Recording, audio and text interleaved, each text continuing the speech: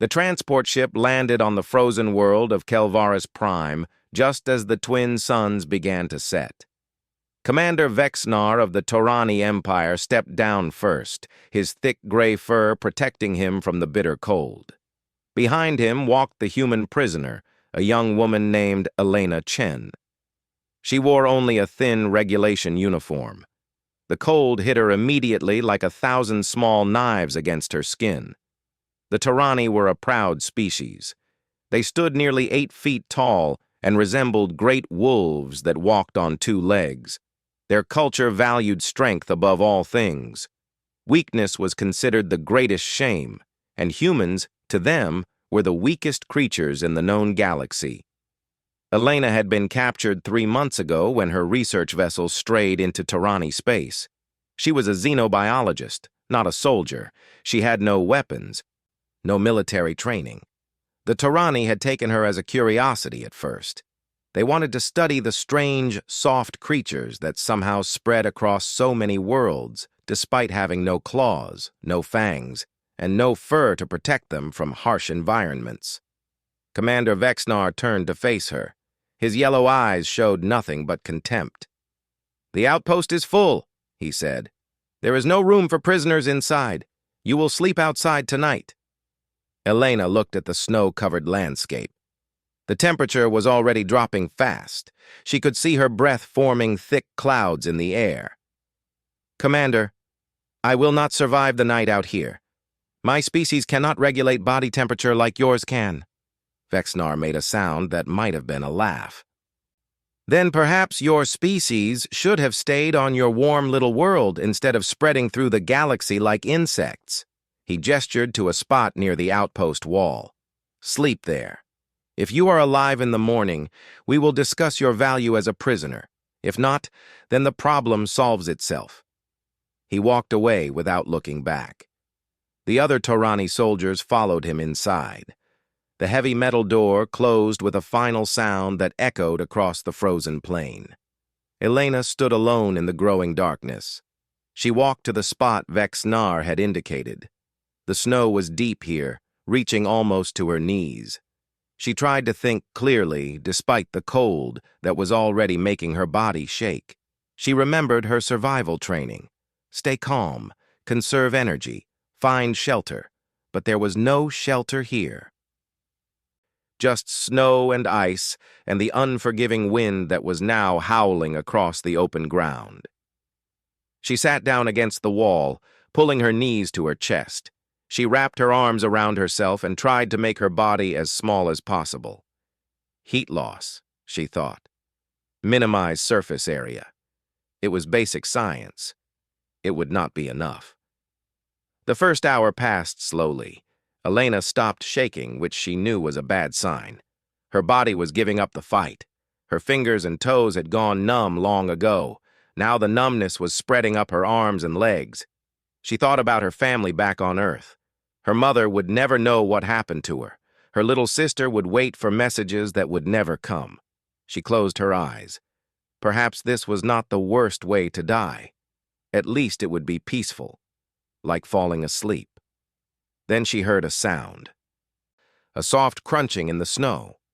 She opened her eyes and saw 3 small shapes approaching through the darkness. At first she thought they were animals. Then they came closer and she saw they were young Torani. Cubs, she realized.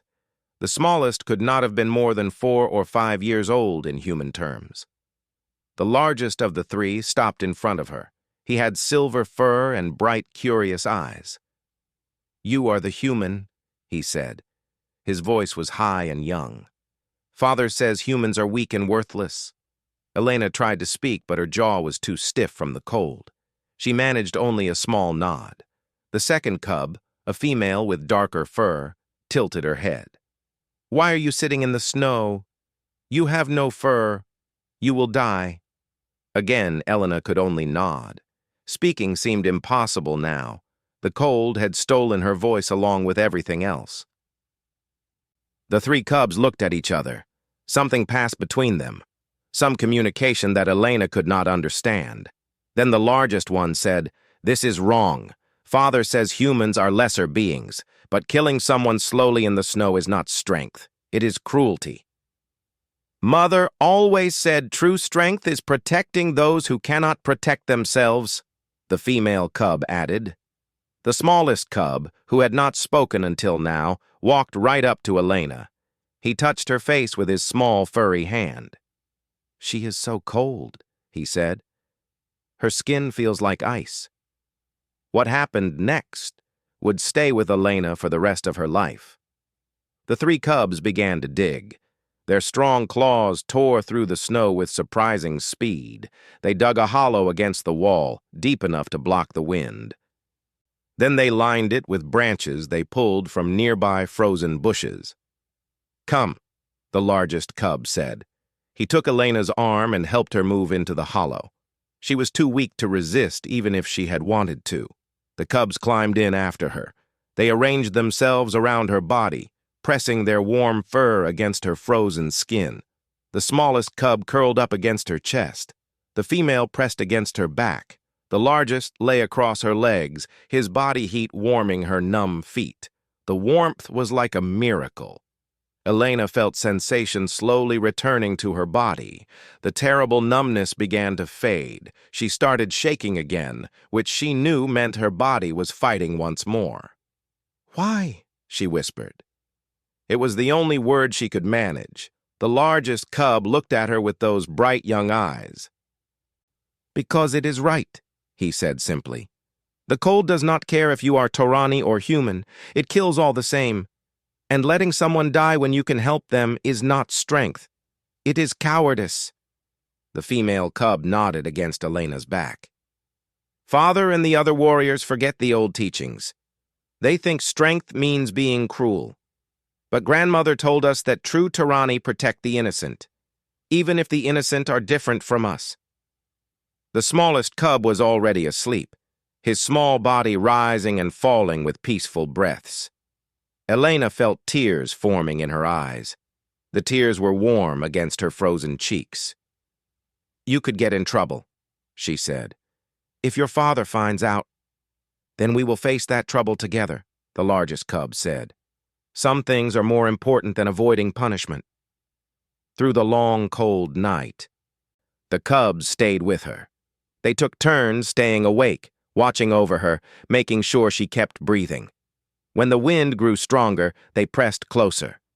When she started to shake too hard, they licked her face with their warm tongues, a gesture of comfort that crossed all species boundaries. Elena told them stories to pass the time. She told them about Earth, about blue oceans and green forests, and cities that glowed with light at night. She told them about human children who played in snow for fun, building figures and throwing balls of ice at each other. The cubs found this hilarious. The idea that anyone would play in the cold was absurd to them.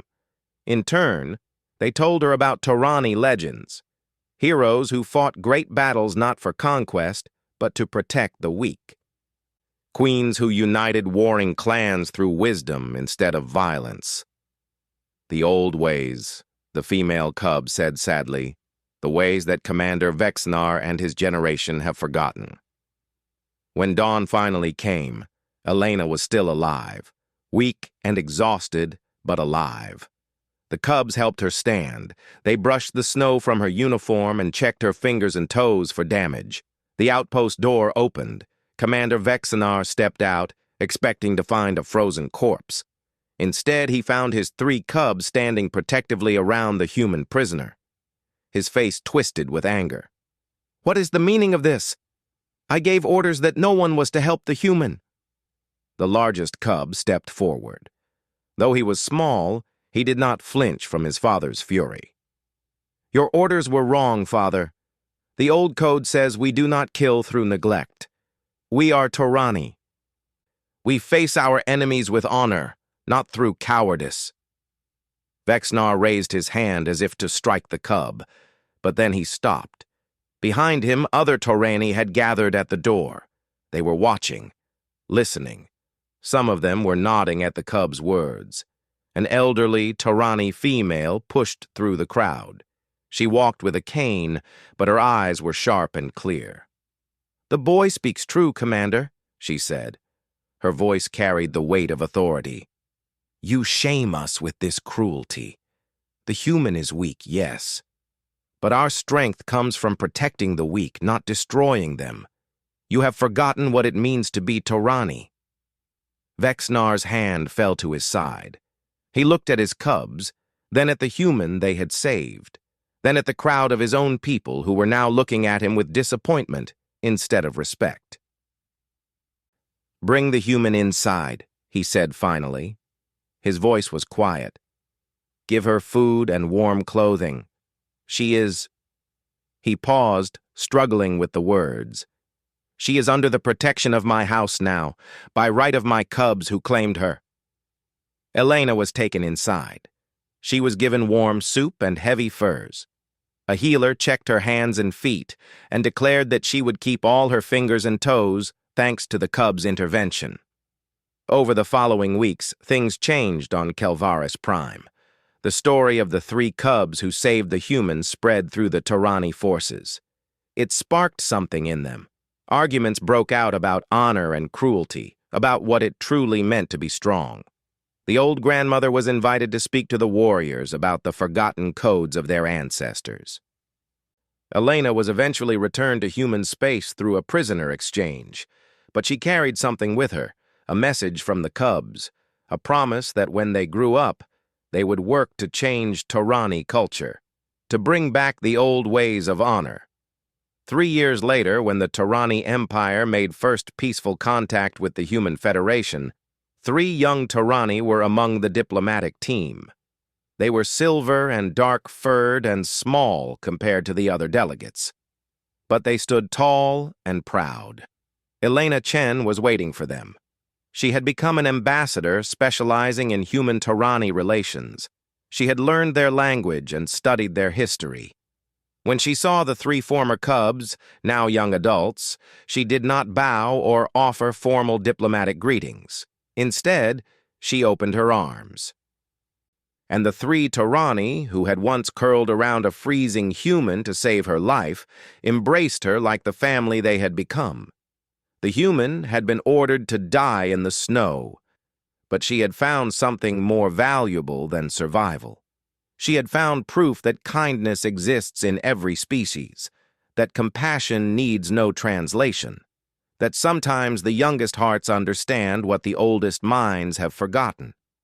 And that is how the first true friendship between humans and Torani began, not with treaties or trade agreements, but with 3 cubs who refused to let a stranger die in the cold.